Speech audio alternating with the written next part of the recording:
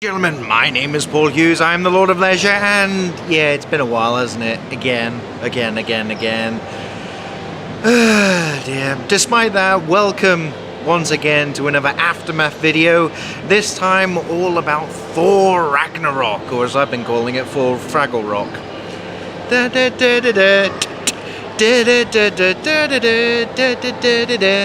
Watching Thor Ragnarok. That's literally it. For anyone who is a child of the 80s, that's as far as I'm going to go. So, Thor Ragnarok, the latest installment in the Marvel super behemoth franchise type thing that literally is pissing out money for Marvel and Disney. It's...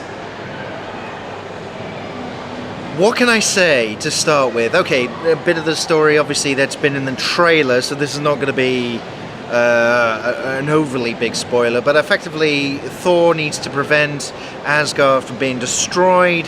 He recruits various people along the way, including also the Hulk, who ends up on another planet, and he ends up on another planet as well through unforeseen issues, which obviously I won't go into because, you know, story spoilers and all the rest of it, but suffice to say, even with the trailer, you know that there's a sense of humour coming with this, and it is absolutely crystal clear that from the director of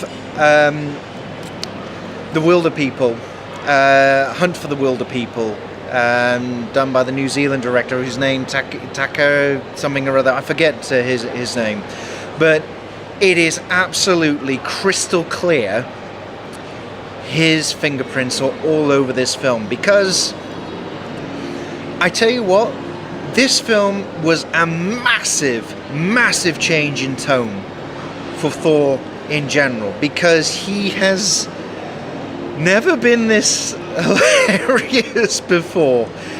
The sheer amount of humour that will be in Thor Ragnarok cannot be understated, and certainly the New Zealand sense of humour cannot be understated. And in fact, you will see the actors in one form or another from Hunt for the Wilder People in this, including a rather brilliant play towards the beginning, retelling a certain story with Thor and Loki,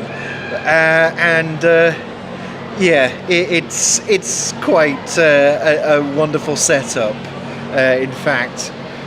And especially the rock guy that you'll meet along the way as Thor has to fight for survival and so forth in this dystopian wasteland where Jeff Goldblum reigns supreme. Jeff Goldblum doesn't play the Grandmaster, no. Jeff Goldblum plays Jeff Goldblum. If you had an idea of how Jeff Goldblum acts in various films and so forth, no, fuck that, it doesn't really matter. He just Jeff Goldblums it up fantastically well. It is, without doubt, a fucking terrific Jeff Goldblum performance as himself. He might be called the Grandmaster in this, but fuck it, it really doesn't matter. It's just brilliant. And I tell you what, there is a sequence, and I did not even believe this was happening until you started hearing the music. I'm not going to say too much more, but this is how the Grandmaster gets introduced as Thor is bound and on his way to see the Grandmaster for the very first time.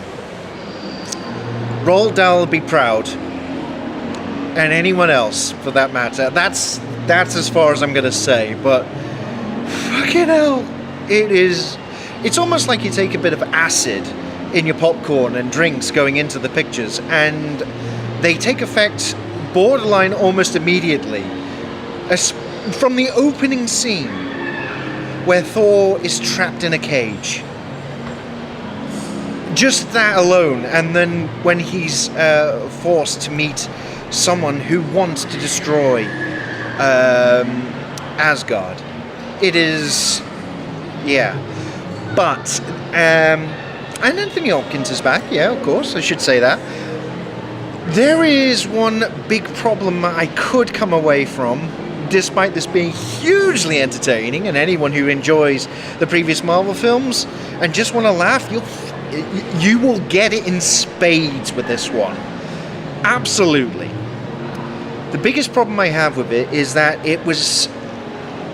they went too far with the humour, which is a weird thing for me to say. Absolutely. But there were some moments when the gravity of the situation, the humour was too much still there.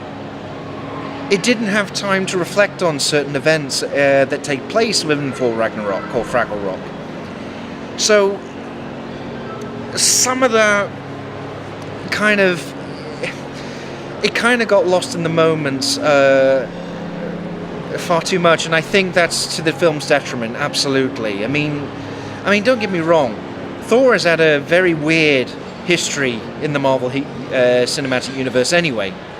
Especially with his first film, where he was all serious, and he went to Earth, obviously, after being thrown out, for being, well, a bit of a dick, and trying to start a war. And then he had to start learning about, what it means to be a king, and obviously change his ways and so forth. For, the Dark World, he was again serious, and he knew things he had to do. But it was all for the love of trying to save Jane. Obviously played by, what's her name? She does all the perfume things right now. I know, the name escapes me.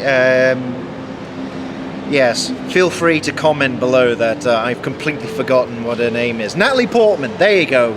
Now you can just, obviously, just go, no, you remember? Yes, Natalie Portman. But there was one moment which now makes sense in Avengers Age of Ultron, which does come back into this quite prominently now, but without that frame of reference, again, it's that whole sequence with Thor and Age of Ultron was kind of trippy anyway, so it comes in here. It is basically the plot, and whether or not good will triumph over evil or end of all various things.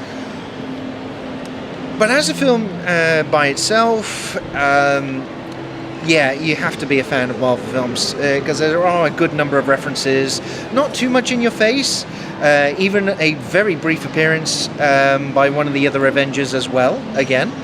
And some fantastic callbacks to the first Avengers, actually. The first Avengers film where Loki was trying to take over Earth.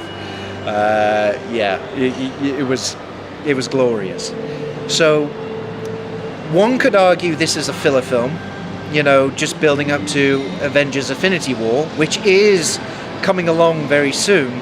In fact, Black Panther is due before Avengers Infinity War. I think that's next year. In 2018, 2019. I'm not entirely sure, actually. I'd have to look it up.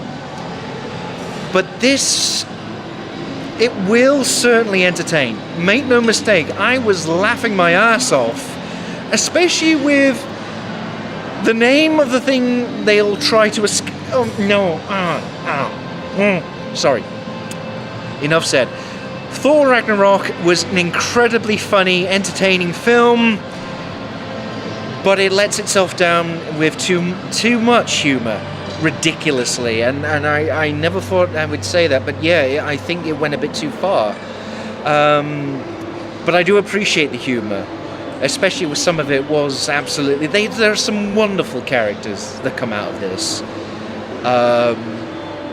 And I would certainly recommend this for anyone who's a fan of Marvel films, and I tell you what, anyone who's a fan of New Zealand comedy, because you have it in spades in this film. Absolutely. So there you go, campers. That's a bit much on Thor Fraggle-Rock or Ragnarok. Obviously out in cinemas in the UK already. It'll be in the US, I think, from this week or next week. Again, from the time of recording, I'm not entirely too sure. As you can tell, I did a huge amount of research on this. But that's my aftermath video on Thor Ragnarok. Definitely go see it, and definitely expect to be laughing through an awful lot of the film. Absolutely. So that's it for now, campers. I bid you adieu. There will be other shit coming soon. I've been basically hiding for an awful lot of things, just entertaining myself, and I will explain at some point about that, especially given the fact I've not done a Blade Master. I'm thinking of an advert now. Buy this and act now and get a set of steak knives. No, Blade Runner 2049. Because I said I was going to do a spoiler discussion video at some point. Yeah, and I will. Because there were definitely some things, and given the fact it hasn't done that well in some areas of the world, I think it kind of needs explaining why. But anyway, campers, take it easy, and I will see you all again very soon, either on another one of these YouTube videos or live streaming a game where I'm absolutely awful. But until then,